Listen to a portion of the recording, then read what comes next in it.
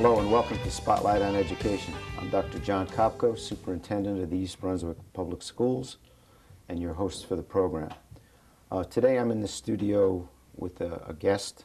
His name is Mr. Philip Caccavale. Mr. Caccavale has a variety of responsibilities in our school district. He's our supervisor of reading, testing, and also adult and community education. And today we're going to focus in on adult education. And Phil, I'd like to begin with a brief overview. We do have three programs, three distinct programs in operation, and could you tell us about those? Sure. All of the programs are fundamentally for people who are 18 or older. Most of the programs take place in the evening. We have one program which is our Adult Basic Skills program, which has a general adult literacy component.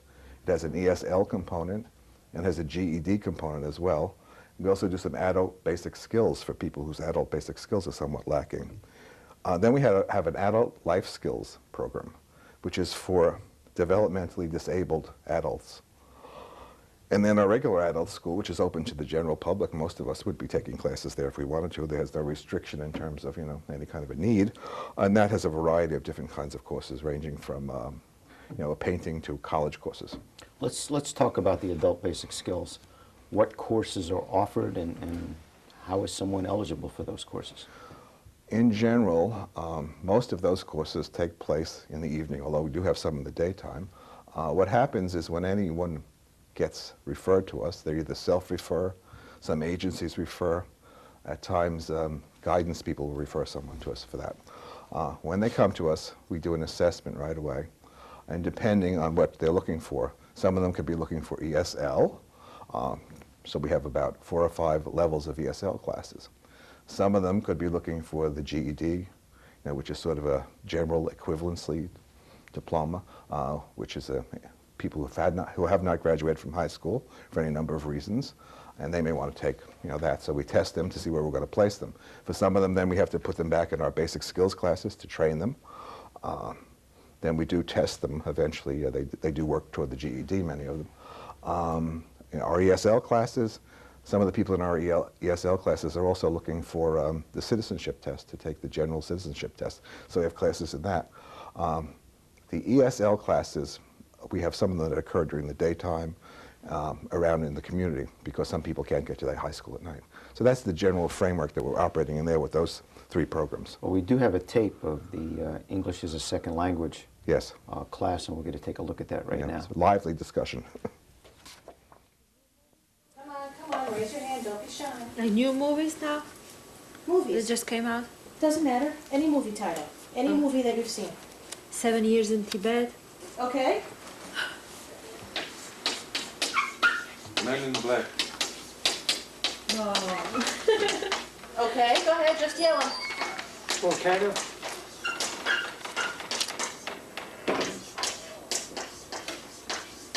Another one. Ransom? Okay. 1001 Night. Nobody knows that. Excuse me. 1001 Nights? Nice movie. It is, huh? Shine. Shine. Now, movie titles don't have a lot of words. They don't tell you too much about what goes on. They kind of try to make it into a main idea, what the entire movie is about, in maybe 1 word, 2 words, or 3 words. But when you go through the movie pages to see something that may interest you, if you see something that says, what does it say? Volcano. You have an idea that it should be something about an eruption someplace. If you see something called Ransom, you don't think it would be like a Disney cartoony type of a movie. No. It probably has to do with something about what? What does ransom mean? What does ransom mean? It's like they kidnap somebody and they ask for something? They kidnap someone and they ask for money. Usually money. Right. Usually money in return for that person. Okay. What I want you to do, I'm going to divide you into teams, and we'll have a threesome over here. You're going to be number 1, and you're going to be number 2. Number 1, number 2, number 1, number 2, number 1, 2, 3. Okay? I am going to give you 2 minutes for the number 1s to face their partner and talk to number 2s. Tell them anything you would like to tell them about yourself, your family, what you did this past weekend, your plans for the future, anything. They will take some notes and then have to come up with a movie title. Do I want you to write a whole paragraph about what they said? No. I want a movie title. Okay? I just went to Rochester, New York, spent Thanksgiving with my sister. Yeah. And we have a good time. And I've been there for 4 days. Yeah, I came back last Sunday. And I like to go to the, English school in East Brunswick. And I like New Jersey.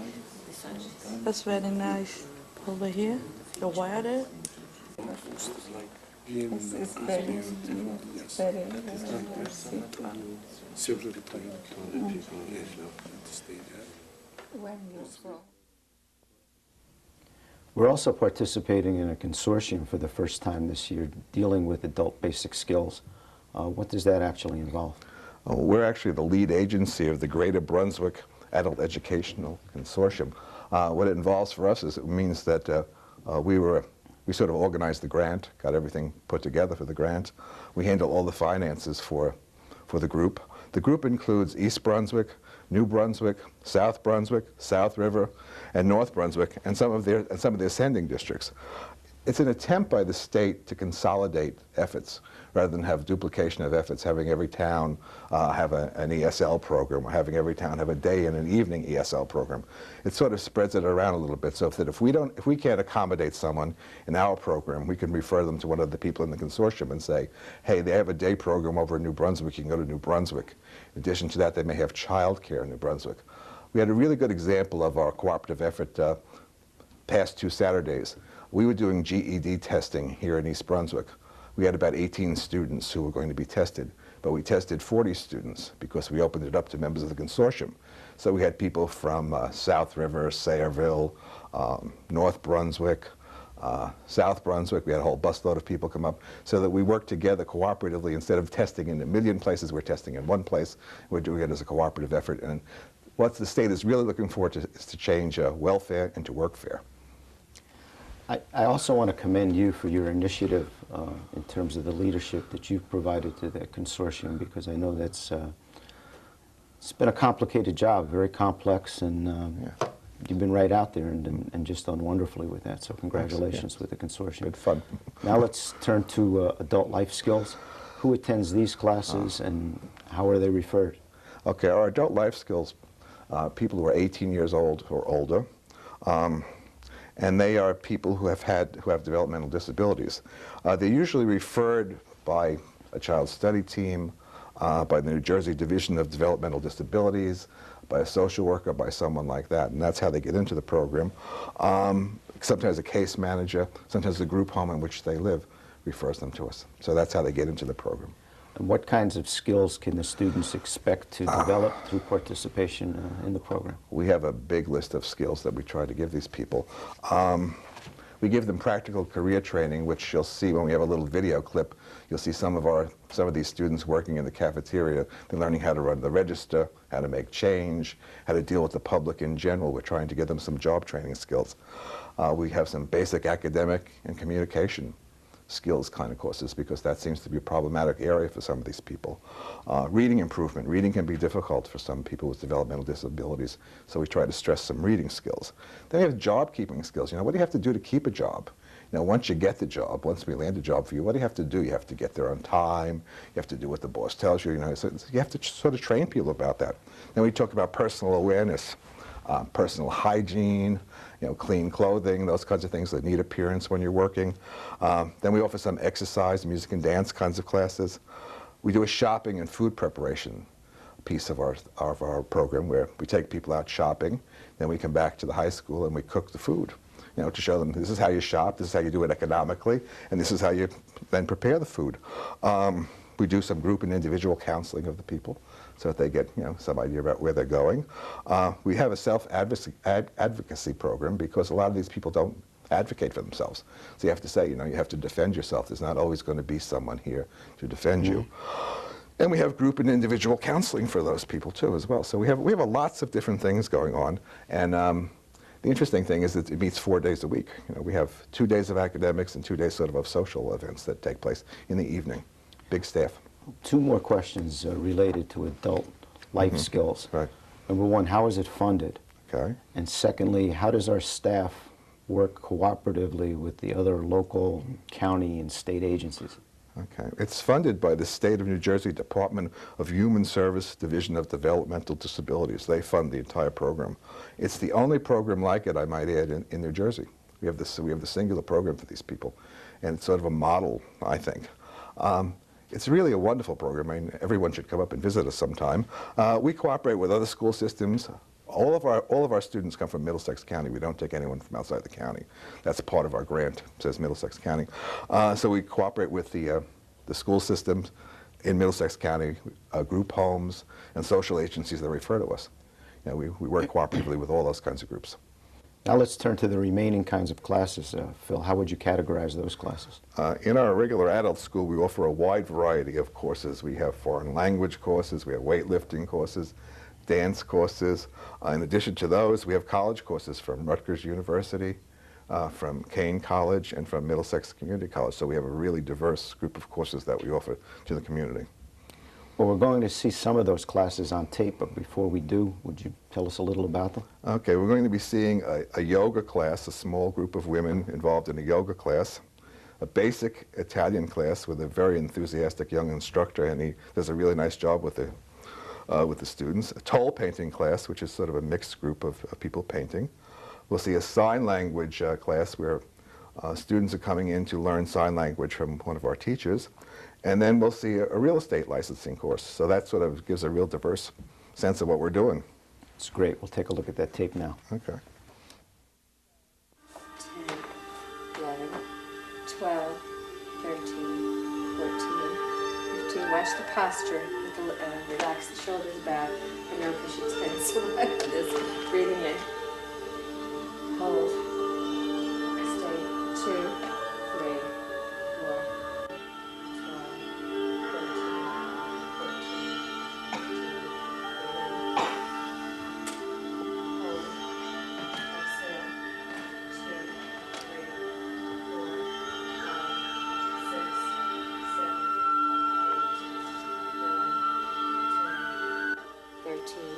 14, 15, breathe in. Elbows against your rib cage. Okay, come up slowly. 2, 3, 4, 5, slowly. 6, shoulders back. 7, 8, 9, head back. 11, 5, 6, 7, 8, 9, 10, 11. Now, Giuseppina, how would we say, we have slept? Noi siamo. No, we want to use avere for these verbs. Noi Abbiamo dormito. dormito. Good. Abbiamo dormito. All these verbs take a form of avere in front of it. Okay? So, parlare, then the past participle is parlato. Sally, what would I have spoken be?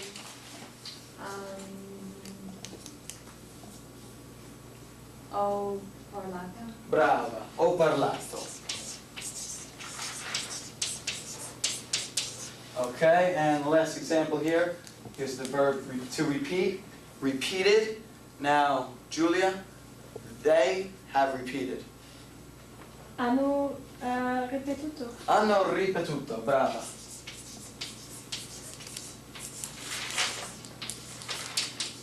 Do you have to put the pronoun in front of it? The auxiliary verb, yes. Okay, there's no pronouns here. I mean, you have to put the we Right, right. Otherwise, you just have the past participle. Yeah. Spoken, So you have, we have. repeated, right. And all of these verbs take a vere. Other verbs, most verbs take a vere, a form of a conjugated avere. Now, the verbs that take essere are intransitive verbs, but basically that's a little technical for these conversation purposes. Verbs that express motion. All right, we'll get into that later. Let's get back to I signori witten a Roma. Okay, let's start the dialogue. Giuseppina, would you like to be the policewoman? The vigile? Vigile? And Signor Wheaton, who's going to be the ambitious Signor Wheaton? Mike, piazza. Bruno. Anche si chiama Bruno. Ok, Signor Wheaton, prego. Scusa, è la fermata dell'autobus questa? Sì, dove devono andare? A Piazza San Pietro. Allora, per via... You're the hamburgers, you're the hot dogs, all right? You will be the pitcher. You will take a card. You will stand at the pitcher's mound. You will finger spell the word to the first batter. If the first batter knows the sign and can sign it back, he moves on to first base. If not, out. 3 outs, next thing is out. Your team keeps going. Oh gosh, where am I blanking out? I'm blanking out.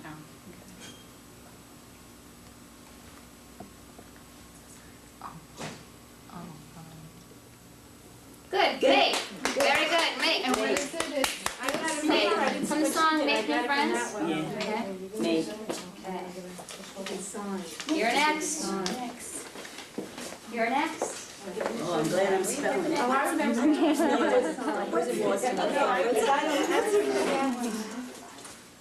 Red. Slow. Red. Okay.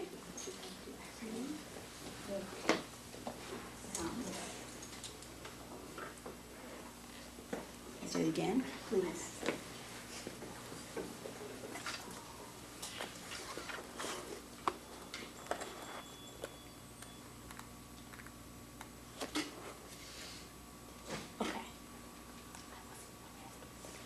Take a guess. It's a very visual sign.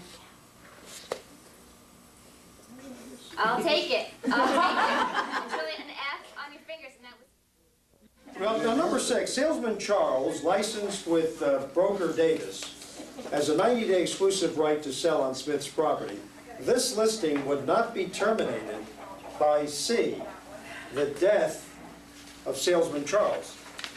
And the reason for that answer is that salesman Charles is not the party to that particular listing. It is the brokerage company. And so when salesman Charles dies, the listing still remains with the company, and it will continue. So that's the reason for that answer. Now, as far as number 7 is concerned, it says the amount of commission due to a salesperson is determined by, and I hope that you all know, C, mutual agreement. The commission is always negotiable between the agent and the seller of the house. So when they mutually agree, that's when the commission will be set. Now, number 8, Agent Knox is aware that a roof leaks badly on a home listed by him. He should not, D as in David, conceal this fact from a prospect. If you are an agent and you know of a defect, and even though the seller says, gee, please don't reveal that because it may lessen our negotiating stance. From the point of law, the real estate commission says you have to reveal any and all defects that you know about. So the answer to number 8 is definitely D as in David.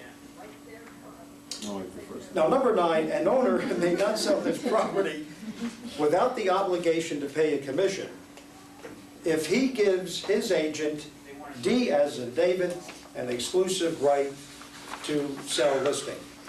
This is the best, if you remember, this is the best kind of a listing for a broker to get because it doesn't make any difference who actually is the procuring cause of that sale. You are going to get your commission. So if the seller wants to sell on his own, find a buyer, he still owes you a commission.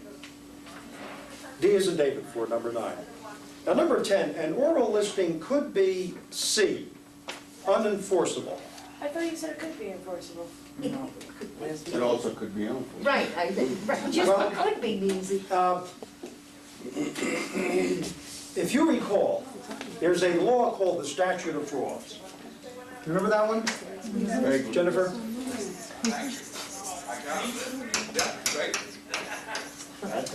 What I'd like to do is, I want to have you go back to the Statute of Frauds, which is in the, well, it's in the glossary, but it is also in one of the chapters. It's in the chapter on contracts. I'd like you to turn to page 107.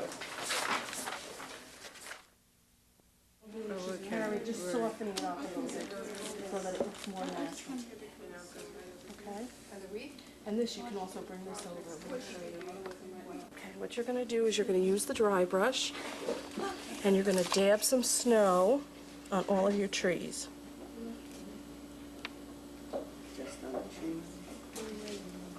And then you'll also make a ground so the trees are sitting on something. And just go all the way over. And you'll also do it on here, on the little tree. Then you can put some on your roofs.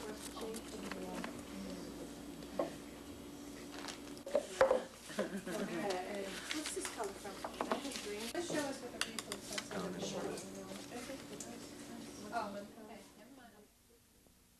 Well, the tapes certainly demonstrate and illustrate the wide variety of courses that are available. What lies ahead now? Are you planning anything new for the future? We're always looking for new courses. It's a constant search for us. This spring, for instance, we're offering a divorce mediation course, clutter control course, and basic sign language too as part of our new offerings. We also have been looking into doing some trips to the city, to various cultural events, Broadway shows, museum openings, that kind of stuff. We also have some interest in travel and weekend kinds of things that we're beginning to look into. We had some people express some interest in that.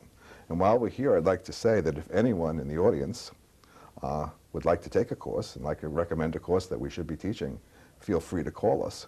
Or if you'd like to teach a course, if you have a particular hobby and you would really like to teach the course, feel free to give us a call. We're always looking for more teachers. And one other thing, if anyone has an empty classroom, we're looking for some additional space for in the daytime for our ESL classes. Feel free to call us then too. Well, Phil, I'd like to thank you very much for being here with us today, and I'd also like to thank you and your entire staff for this wonderful service that they provide for the entire community, because it just shows that education doesn't end with 8th grade or high school or college, that it can be continued throughout an entire lifetime. To our audience, I'd like to thank you for watching and hope you'll be back with us again next month.